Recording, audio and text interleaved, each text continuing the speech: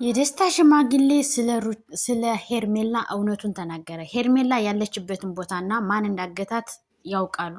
ስለዚህ እዩ እነ ደስታ ስለ ሄርሜላ ያለውን ነገር ማውጣት አለባቸው። ሄርሜላ ያለችበትን ቦታ ወይ መናገር አለባቸው ወይም ደግሞ ካለችበት ቦታ መልቀቅ አለባቸው እያለ ነው እንግዲህ የደስታ ሽማግሌ ማለት ነው። ስለዚህ እንግዲህ ዛሬ እውነቱ ይወጣል ማለት ነው። ሰላም ሰላም፣ ውድና የተከበራችሁ የኔ ዩቲዩብ ቻናል ቤተሰቦች እንዴት ናችሁ? እኔ በጣም ደህና ነኝ።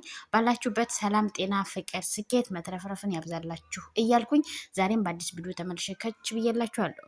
እንግዲህ ዛሬ በአዲስ ቪዲዮ ስመጣ ደግሞ አዲስ ነገር ይዤ ነው የመጣሁት። አዲስ ነገር ምንድን ነው?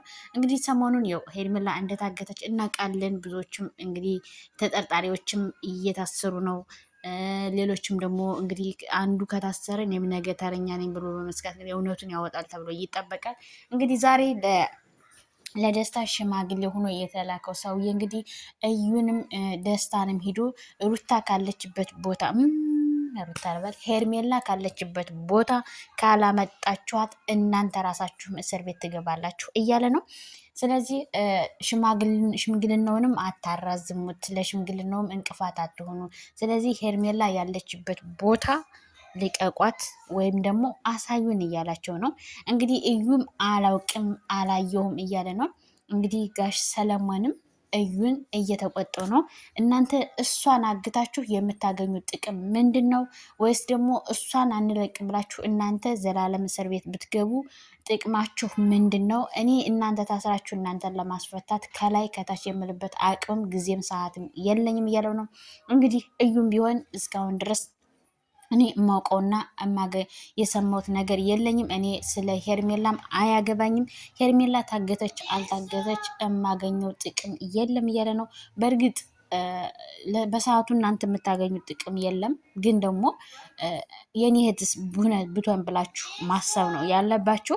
ምክንያቱም ያንተ እህት ብትታፈር ወይም ደግሞ ያንተ እህት ብትታገት ምንድን ነው የሚሰማህ? እዩ በአንተ ቦታ ሆነ ስታዩ ማለት ነው። ስለዚህ ሄርሜላ ደግሞ አንተ እሷ ስለምታገቷ ምንም ጥቅም ባይኖርም ነገር ግን እየወጣችሁ ደስታችሁን እየገለጻችሁ ነው። አንዴ ፎቶን ትለጥፋላችሁ፣ አንዴ በጣም የማይደረግ ነውር ስራ ነው እየተሰራ ያለው። በተለይ እነ ዳኒ እነ ኤፍሬም ወይዘሮ ሩታም ሴት መሆኗን ረስታ ማለት ነው። በነገራችን ላይ በሰው ህይወት የቀለደ ነገ በሱ ምን እንደሚገጥመው አይታወቅም። አንዳንዴ የምናደርጋቸውን ነገር ብንጠነቅቅ ብናስታውል፣ እንደዚህ ክርር ያለ ነገር ባይሆን፣ መስመር የሳተ ባይሆን አንዳንዴ ይሄ ነገር እኮ አሁን የሄርሜላ ጉዳይ እኮ ከቀጠለ ነገ ቤተሰብ ምን እንደሚያደርግ ማሰብ አለባችሁ። የነ ዳኒ መታሰር የነ ኤፍሬም መታሰር አይግረማችሁ። ነገ ሩታም ትገባለች እውነቱ እስኪወጣ ድረስ ማለት ነው። ስለዚህ ይሄ ነገር ከመፈጠሩ ብታስተውሉና ይሄ ነገር ከመሆኑ በፊት ደግሞ ልጅቱ ካለችበት ቦታ ብታወጧትና እውነቱን ብትናገሩ መልካም ነው ብለን ሁላችንም እናስባለን። የኔ ውድና ፍቅር የሆናችሁ ቤተሰቦች ቤቴን ይሄን ቪዲዮ ስጀምሩ ላይክ አድርጋችሁ ጀምሩ። ሰብስክራይብ ላይክ አድርጉ የኔ ውድ ቤተሰቦች። እና እንግዲህ ስለ ሄርሜላም እንግዲህ እየተናገረ ነው። ስለዚህ ደስታ እና እዩ እውነቱን ብትናገሩና ደስታም ደግሞ እውነት የምትወዳት የምታፈቅራት ከሆነ ሩታን ይሄን ነገሯን እንድትተው ብትመክራት ምን ይመስላል? አንዳንዴ እኮ የምትወደውን ሰው መምከር አለብህ። የምትወደውን ሰው ትክክለኛ ከዛ ሰው ጋር ህይወት መቀጠል የምትፈልግ ከሆነ ከዛ ሰው ጋር መኖር የምትፈልግ ከሆነ ከዛ ሰው ጋር የመኖር አላማና እቅዱ ካለ መምከር ትችላለህ። መምከር ማስመከር ትችላለህ። ተይ ይቅርብሽ፣ ይሄ ነገር አያዋጣሽም፣ አንቺም ልጅሽን ማሳደግ ያለብሽ ብትችሉ ለልጃችሁ ስትሉ በፍቅር ሆናችሁ እሱም የአባቱን ፍቅር ሳያጣ አንቺም የልጅሽን በፍቅር ማሳደግ ያለብሽ እንደሱ መጀመር ያለብሽን ህይወት ጀምረን ህይወታችን ብንቀጥል ብለህ መምከር ትችላለህ። ወይ ደግሞ እኔ ይመስለኛል አንዳንዴ ሳስብ አሁን ዝም ብለህ ሩታን አፈቅራታለሁ ወዳታለሁ ትል እንጂ የምትወዳት የምታፈቅራት አይመስለኝም። ለምን የምትወዳትና የምታፈቅራት ቢሆን እንደዚህ በሰዓት በጊዜ ላይ እንድትጠቀም መፍቀድ የለብህም።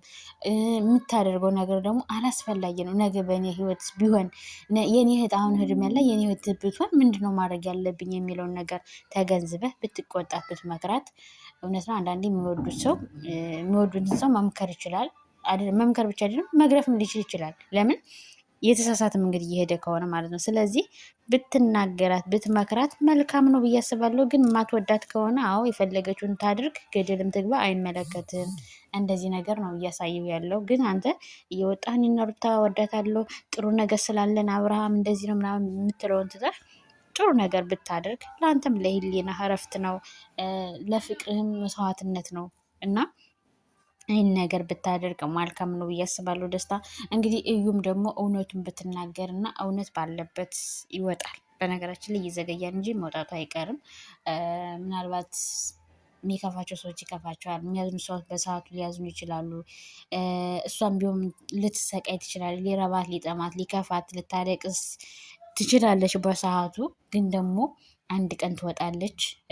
የሄርሜላና የአብርሽ ፍቅር ደግሞ በዚህ አያቆምም። አንዳንዴ እውነተኛ አፍቃሪ እውነት ፍቅር ሲኖር ፈተናው ብዙ ነው። ትፈተናላችሁ። በምትወዱትም በማትወዱትም ሰው፣ በምታከብሩትም በማታከብሩትም ሰው ትፈተናላችሁ። ይህን ፈተና ደግሞ እግዚአብሔር አብሮ ጣልቃ ገብቶበት ባርኮላቸው ደግሞ ትልቅ ደረጃ ላይ ደርሰው ወልደው ከብደው ለምስክርነት የሚበቁ ይሆናሉ ብዬ አስባለሁ። ሄርሜላና አብርሽ ሩታም እንግዲህ ፍቅርን በፍቅር እንጂ ፍቅር በጠብ ማንም አሸንፎ አይተንም አናቅም። ምስክርነትም የሰጠ የለም። በጉልበት እንደዚህ አድርጌ ከሌን አሸንፌ አገባኋት ወይም አገባሁት የሚል ምስክርነት የሰጠ ወይም የተጻፈ መጽሐፍም አላነበብንም፣ ሲነበብም አላየንም፣ አልሰማንም። ግን ፍቅርን በፍቅር ማሸነፍ ግን ይቻላል። አዎ ይቻላል። አልማዝን መቁረጥ የሚቻለው በአልማዝ ብቻ ስለሆነ ማለት ነው። እሳትን ማጥፋት የሚቻለው እሳትን በእሳት አይደለም አይደል የሚጠፋው፣ እሳት በውሃ ነው የሚጠፋው። ስለዚህ ፍቅር እሳት ነው። ገባችሁ?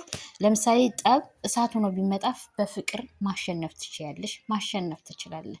ስለ ባልሽን ደግሞ በራስሽ ጊዜ ነው ያባረርሽው።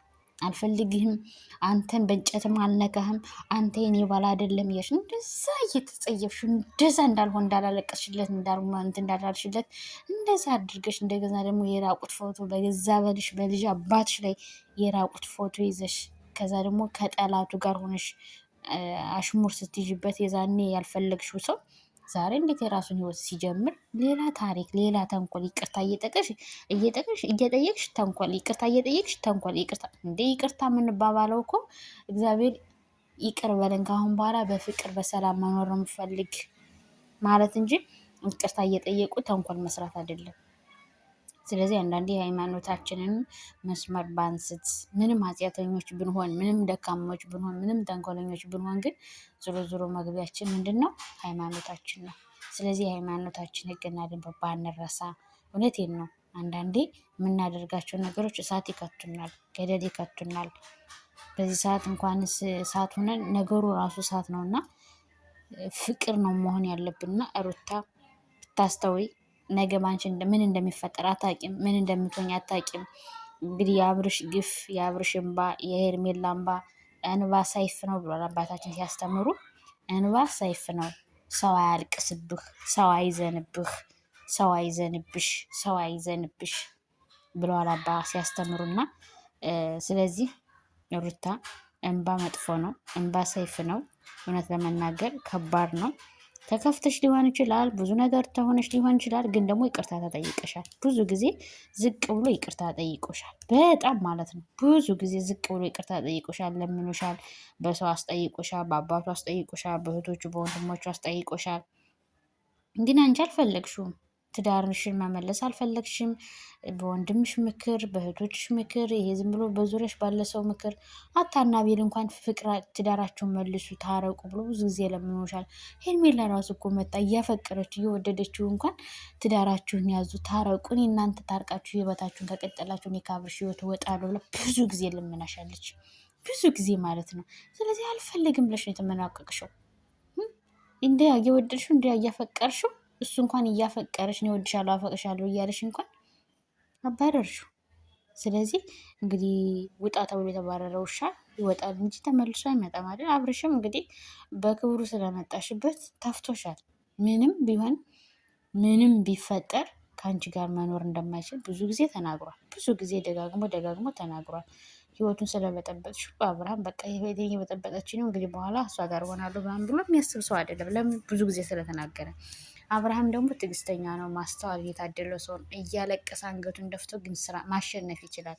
እውነት በጣም ብዙዬና አብርሽ በጣም እግዚአብሔር ያድላችሁ፣ ታድላችኋል። ማስተዋልን የተሰጣችሁ ይሄ ራሱ እኮ ትልቅ ነገር ነው። ብዙ ጊዜ ወንድሟን ለመመለስ በሰዓቱ ተቆጥተዋለች። ተው ወንድሜ ተው ብለዋለች። ያው በሰዓቱ ነገሮች እየተፈጠሩ ያሉትን ለመመለስ ለማስተካከል፣ ትዳራቸውን ለመመስረት ብዙ ዋጋ ከፍላለች። የተሰጣት ምላሽ ባያምርም ማለት ነው። ስለዚህ አብርሽ ደግሞ አንድ ቀን ይገባሻል እያላት የምትለውን የምትቆጠውን የምትለውን እየሰማ አብሯት ቀጥሏል። ዛሬ ግን እውነቱን ስታውቅ ብዙ ከጎኑ ናት። እያንዳንዱን ነገር እየተረዳችሁ ነው ያለችው። ስለዚህ ሌሎችም አሁን እስከሚረዱት ነው ትንሽ እንደዚህ የሚሆኑት። ነገ ሲያዩት ራሳቸው መልሰው ያጥዋታል። መልሳም ራሳቸው አጥዋት አባራቸዋለች። ይፋም ሆነ ዴብም ቢሆን ትናንትና ያደረገው ነገር ስህተት ነው። አብርሽ ትክክል ነው ከአሁን በኋላ ማለት ነው። እናም እንግዲህ ውዶቼ ዛሬ ብዙ ነገሮችን አይተናል። ስለ ሄርሜላ ያለውን ጉዳይ እንግዲህ የደስታ ሽማግሌ እዩንም ደስታንም ተቆጥቷቸዋል። እንግዲህ ሄርሜላ ካለችበት ቦታ እንድትወጣ ያለችበትን ቦታ ወይ ደግሞ እንዲናገሩ፣ አለዛ ካልተናገሩ እነሱም ነገ እስር ቤት መግባት እንዳለባቸው እንደሚችሉ በዛ ምክንያት 2 ዓመት 3 ዓመት መታሰር 2 ዓመት መታሰር ማለት በጣም ነውር ከባድ ነው። ስለዚህ የተሰጣቸውን ነገር በጸጋ በምስጋና መኖር፣ መስራት፣ ስኬታማ መሆን፣ ለሌላ ትውልድ ምሳሌ አርአያ መሆን ሲቻል በማይሆን ነገር በቀላል ነገር ሌላ አዘቅተ ውስጥ መግባት በጣም ከባድ ነው። እንግዲህ እንደ አባትም እንደ ወንድምም ሆኖ እንግዲህ እየመከራቸው ነው እዩንና ደስታ ማለት ነው። እንግዲህ ምን አይነት መጨረሻቸው ምን ይሆን? ያለችበትን ቦታ ያሳዩናል ወይስ ያለችበት ቦታ እንድትወጣ ያደርጋሉ ወይስ እነሱም ነገ እስር ቤት ነው የሚገቡት? እሱን የሚለውን በቀጣይ ቪዲዮ የምናየው ይሆናል ማለት ነው። የኔ ውዶች፣ የኔ ፍቅሮች እንግዲህ በሌላ ቪዲዮ ተመልሼ እስከመመጣ በያላችሁበት የዓለም ዳርቻ ሰላማችሁ በዚህ ትረፍረፍ ይበልልኝ። ለቤት አዲስ የሆናችሁ ሰብስክራይብ፣ ላይክ እያደረጋችሁ ቤተሰብ ሁኑ። የኔ ውዶች ሀገራችን ሰላም ያድርግልን፣ በያለንበት ይጠብቀን። መድኃኒዓለም አባቴ የድንግል ማርያም ልጅ እናቴ ወላዲተ አምላክ ትጠብቀን። እንግዲህ ይህን ቪዲዮ ስትጀምሩ ላይክ አድርጋችሁ ጀምሩ። ሀሳብ አስተያየታችሁን ኮሜንት ሴክሽን ላይ አስቀምጡ። እንግዲህ ሄርሜላ ባለሽበት መድኃኒዓለም አባቴ ይጠብቅሽ። ቅዱስ ገብርኤል መልአኩ ቅዱስ ገብርኤል ቅዱስ ሚካኤል ይጠብቁሽ። አቡነ ገብረ መንፈስ ቅዱስ ይጠብቁሽ። እማምላክ ወላዲተ አምላክ በሰርፋፋው ቀሚሷ እሷ ትሸፍንሽ እልሻለሁ። እንግዲህ ያው አንዳንዴ ጠላት ብዙ ነገር ሊያደርግ ይችላል። በሰዓቱ ሊፈትን ይችላል፣ ሊያስለቅስ ይችላል፣ ሊያደክም ይችላል፣ ብዙ ነገር ሊያደርግ ይችላል። ግን እግዚአብሔር ደግሞ አለ። ከነገሮች በላይ እግዚአብሔር አለ። ከሰዎች በላይ እግዚአብሔር አለ። ሰዎች ምናልባት ጉልበታቸውን ተጠቅመው ኃይላቸውን ተጠቅመው ብዙ ነገር ሊያደርጉ ይችላሉ። ከእነሱ በላይ ደግሞ ወደ እግዚአብሔር ስራ መስራት ይችላል፣ ታሪክን መስራት ይችላል። እነሱ ያደረጉትን ደግሞ እጥፍ እግዚአብሔር የሚያደርገውን አያውቁም። እግዚአብሔር የበቀል አምላክ ነው። በቀልን የሚበቀለው እግዚአብሔር ነው። ስለዚህ እግዚአብሔር ደግሞ ነገ የእጃችሁን ታገኛላችሁ፣ እያንዳንዳችሁ ማለት ነው። ሩታም ሆንሽ ዳኒም ሆንክ ኤፋም ሆንክ በቃ ሄርሜላን ያገታችሁ በሙሉ ለሄርሜላ ተንኮል ሴራ ያሰባችሁ በሙሉ እናንተም ነገ የእጃችሁን ታገኛላችሁ። እውነት ለጊዜው ትደበዝዛለች እንጂ መውጠቷ አይቀርም። እውነት ትመነመናለች እንጂ አትበጠስም። ነገ ሄርሚ መታ ደግሞ በአደባባይ ማነው አጋሽ፣ ማነው ታጋሽ፣ ማነው ይህን ነገር አድራጊ የሚለው ደግሞ በደንብ ይወጣል። እያንዳንድሽ የዛኔ ደግሞ ያው ራስሽ ትዋረጃለሽ፣ ታፍሪያለሽ። እያንዳንድሽም ነገ የዘራሽውን ታጭጃለሽ ማለት ነው። ይሄ እንግዲህ ሄርሜና አብርሽ እንግዲህ የተፈተነው ፍቅራችሁ ጠንክሮ በርትቶ ፍሬ አፍርቶ እንድናየው እግዚአብሔር ይርዳችሁ፣ እግዚአብሔር ያግዛችሁ። ላለሁ እንግዲህ በሌላ ቪዲዮ እስከምንገናኝ በያላችሁበት ሰላማችሁ ይብዛልኝ። ወዳችኋለሁ።